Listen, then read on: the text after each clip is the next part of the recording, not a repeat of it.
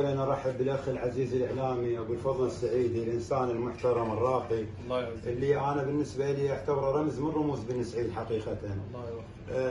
السبب في ذلك انه غيرته على بن سعيد، على اسم بن سعيد في محافظه بغداد، وما يفرق، ما عنده تفرقه بين هذا الاسم وذاك الاسم. احنا اليوم بن سعيد ببغداد اسم واحد، قبيله عريقه لها جذورها لها احترامها بين باقي القبائل العربيه.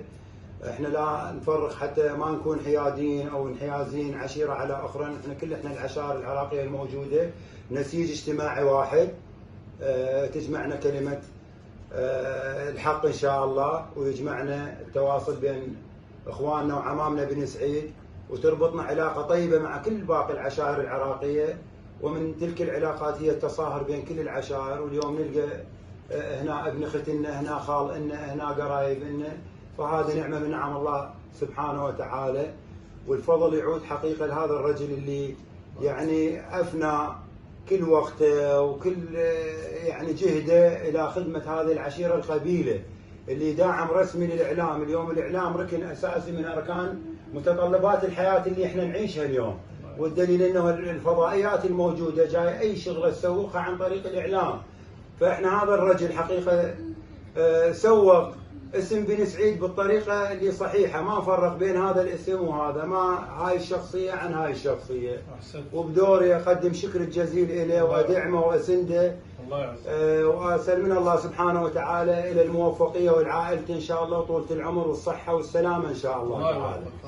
مو الدرع والمعيوب هسه وبعد ان شاء الله. اي بس هسه وبعد، بس هسه ضعيفه مو مثل ذيك المره. ان شاء الله تقوى. احنا من نشوفها بجهودكم، جهود الخيرين والطيبين، من نشوفها تقوى ان شاء الله. من نشوفها احنا قلبنا كله ينشرح.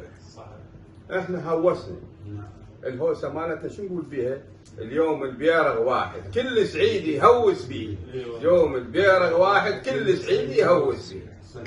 نتمنى من الله سبحانه وتعالى ان ما ينقطع حال التواصل. الحمد لله الحمد لله. كل يوم ابو سيف اذا عنده فد قضيه او عنده فد مناسبه يكون يعطينا علم حتى نحضر احنا وعمامنا وكلنا حاضرين بخدمته. والله لان احنا اخوان. سيف المجرب حقيقه والله، وانت سباق بالمعروف وبالطيب، وانت اهلا لها بالفضل، انسان لك الجلاله والتقدير. نعم منك ابو سيف. الخطوه بألف هلا و100 هلا بيك. ان شاء الله ان يحفظ اولادك. جميل ان شاء الله جميل. اليوم واحد من ربعنا راح الكتب وكان واكو صارت شلون انانيه، وذكروا الشيخ عبد الهادي.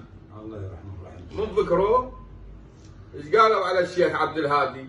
اروح للنجف عناي وبقبرك واطل عنك واحل شفن من راسك وبحلقك وابوسنك، يا حلقك ما لي فلعويه وانا سنين احبنك. وشكرا. احسنت ابو علي، احسنت وجزاك الله خير. الف رحمه على روحه الطيبه الطاهره. ان شاء الله الله يحفظ لنا الشيخ ابو صالح نايف ال عبد الهادي. اي والله الانسان المتواضع.